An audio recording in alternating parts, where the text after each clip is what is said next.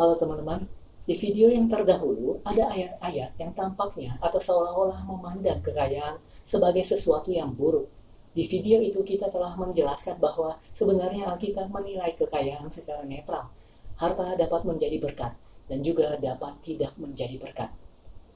Dalam video ini kita akan berfokus pada situasi apa harta atau kekayaan itu malah tidak menjadi berkat bagi kita.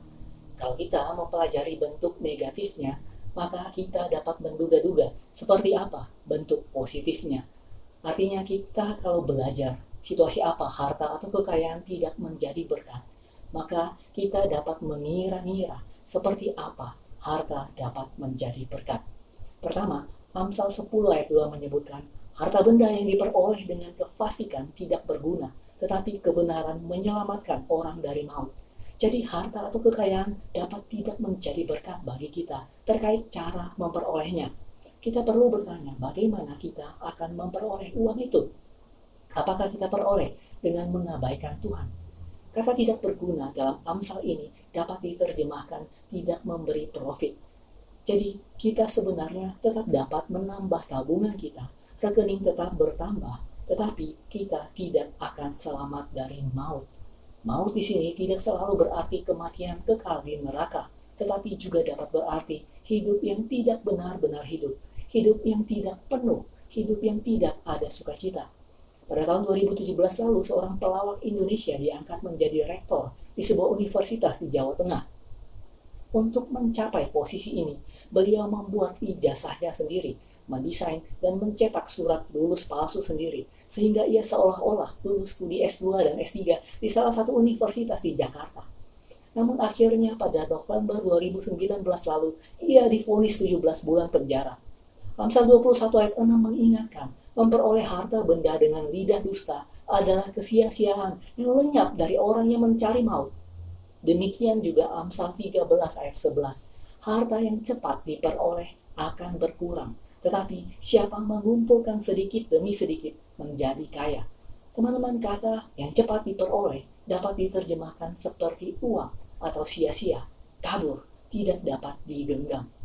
Seorang pengusaha tambang emas dan perak yang cukup kaya di Brasil, dia mempunyai sebuah telur Fabergé.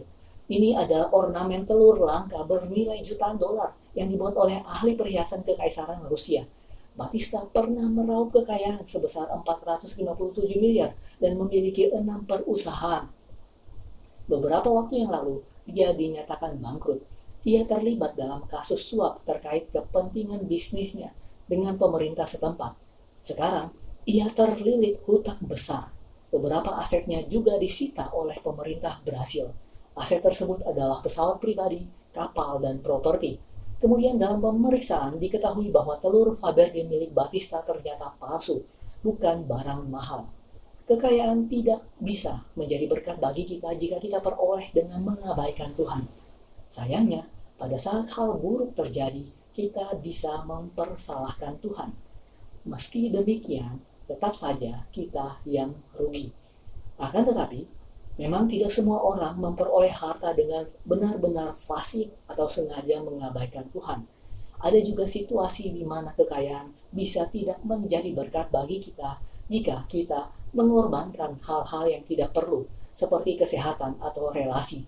Amsal 11 ayat 17 dan 18 mengingatkan, orang yang murah hati berbuat baik kepada diri sendiri, tetapi orang yang kejam menyiksa badannya sendiri. Orang fasik membuat laba yang sia-sia, tetapi siapa menabur kebenaran mendapat pahala yang tetap.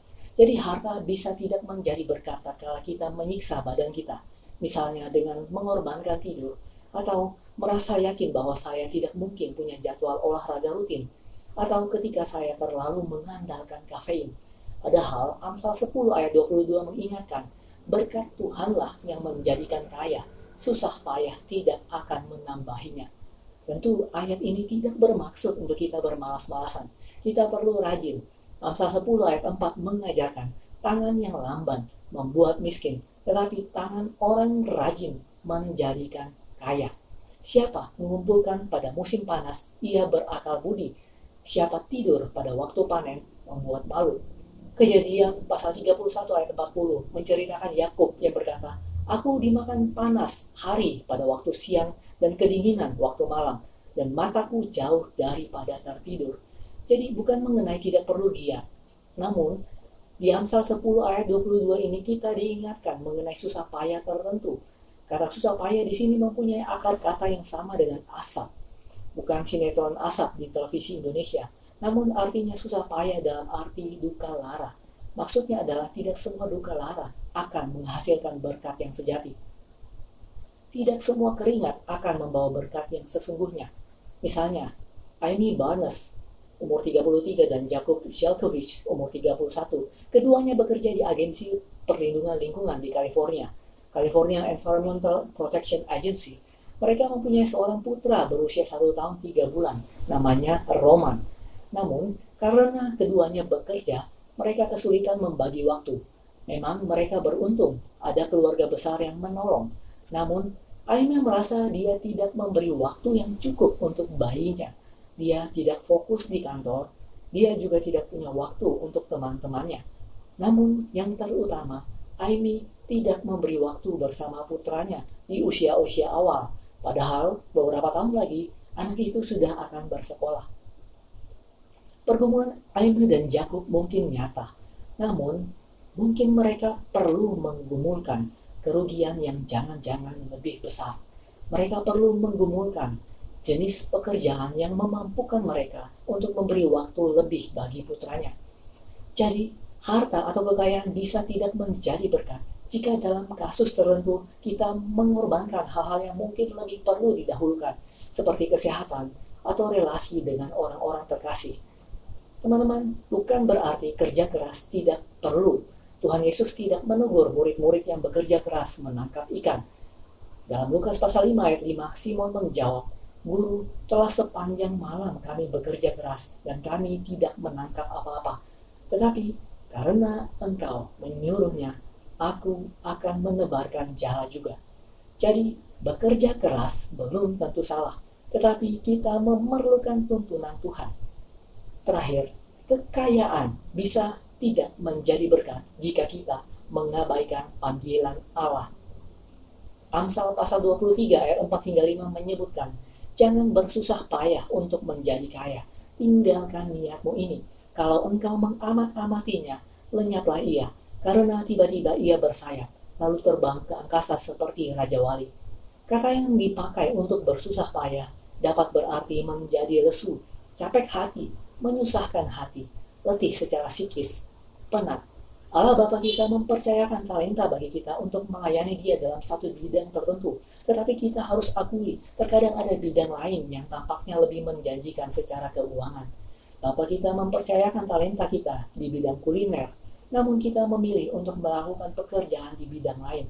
Kita mungkin kecewa pada Tuhan jika tidak diterima di restoran kelas atas. Sementara Tuhan membawa kita sebagai juru masak di warung yang lebih terjangkau dan memungkinkan lebih banyak orang menikmati cita rasa makanan yang baik.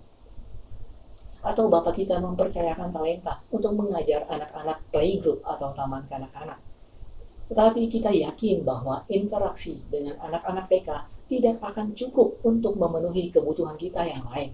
Kita mengabaikan talenta itu ketika mendapatkan kesempatan dalam usaha atau bisnis lain yang memang lebih menjanjikan dan memang lebih menghasilkan uang. Namun kita bingung, mengapa kita susah hati atau penat secara psikis? Teman-teman, kita mungkin perlu mempertimbangkan bahwa harta atau kekayaan dapat tidak menjadi berkat bagi kita tatkala kita mengabaikan panggilan Allah. Jadi, cara kita memperoleh kekayaan dapat membuat harta tidak terasa seperti berkat, karena kita bisa memperoleh harta dengan cara fasik atau mengabaikan Allah. Atau kemungkinan lain, kita mengorbankan hal-hal yang tidak perlu, seperti kesehatan atau relasi dengan orang-orang terkasih.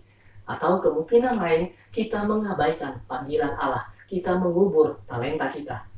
1 Timotius pasal 6 ayat 9 mengingatkan kita, tetapi mereka yang ingin kaya terjatuh ke dalam pencobaan, ke dalam jerat, dan ke dalam berbagai-bagai nafsu yang hampa dan yang mencelakakan, yang menenggelamkan manusia ke dalam keruntuhan dan kebinasaan.